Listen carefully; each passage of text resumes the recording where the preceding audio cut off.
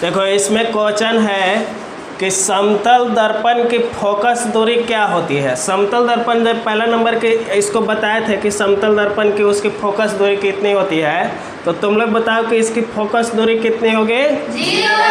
0। ठीक है, इसी तरह से देखिए आपका प्रश्न है, इसमें देखिए क्या बोला जा रहा है, कह रहा है कि किसी वस्तु का अवतल दर्पण द्वारा वास्तविक उल्टा और समान आकार का प्रतिबिंब बनता है, तो वस्तु की स्थिति क्या है? वस्तु की स्थिति आखिर कहाँ पर इसका बनेगा? सी पर। चलिए बहुत बढ़िया। इसमें देखिए आपका अगला है कि निम्नलिखित में से किसमें प्रकाश सबसे तेजी से गति करता है, मतलब कि तेज से गति करता है, स्पीड में चलता है। पहला ऑप्शन है तेल, दूसरा है पानी, तीसरा है वायु, चौथा है कागज। इसमें क्या हो जाएगा?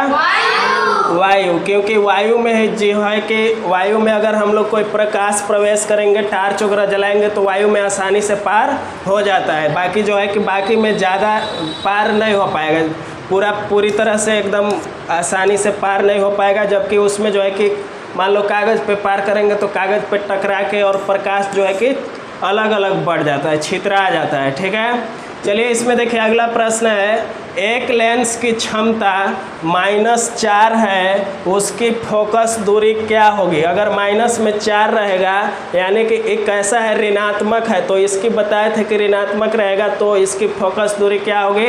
तो इसकी फोकस दूरी कितनी होगी? हाँ, चलिए बहुत बढ़िया।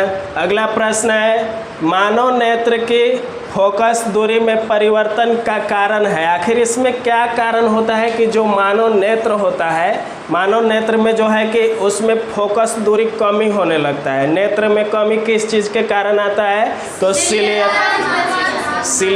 सिलियरी मांसपेशियां जो है, इसके कारण जो है कि मानव की नेत्र में फोकस दूरी में कमी आता है। ठीक है, देखिए अगला प्रश्न है, दूरदृष्टि दोष को खाली स्थान भी कहा जाता है, यानी कि दूरदृष्टि दोष को हम लोग और इसको किस नाम से जानते हैं? तो हाइपरमेट्रोपिया। ठीक है, हाइपरमेट्रोपिया के नाम से जानते हैं। किस चीज़ के नाम से?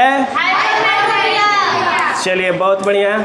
अगला देखिए इसमें क्या है, प्रतिरोध का एसआई मात्रक क्या है? आखिर प्रतिरोध का एसआई मात्रक क्या होता है? ओम। अगला प्रश्न है, टंगस्टन का उपयोग निम्नलिखित में से किस में किया जाता है? तो टंगस्टन जो है कि किस चीज़ में किया जाता है इसका उपयोग? बिजली का बल्ब में। बिजली का बल्ब में जो टंगस्टन धातु से बना हुआ पदार्थ से रहता है बल्ब के अंदर, वही जो है कि जलता है। ठीक है, समझ में आ रहा है ना? चलिए अगला देखिए प्रश्न है कि चुंबकीय क्षेत्र रेखाएं निकलती है। आखिर चुंबकीय क्षेत्र रेखाएं कहाँ से निकलती है? उत्तरी ध्रुव से। फिर देखिए आपका लास्ट क्वेश्चन है कि निम्नलिखित में से कौन सा हमारे लिए ऊर्जा का परम स्रोत है? आखिर ऊर्जा का सबसे ज़्यादा परम स्रोत कौन होता है? सौर ऊर्जा। चलिए बहुत बढ़िया, आज के क्लास इतना ही तक करते हैं, फिर मिलेंगे हम लोग अगला क्लास में।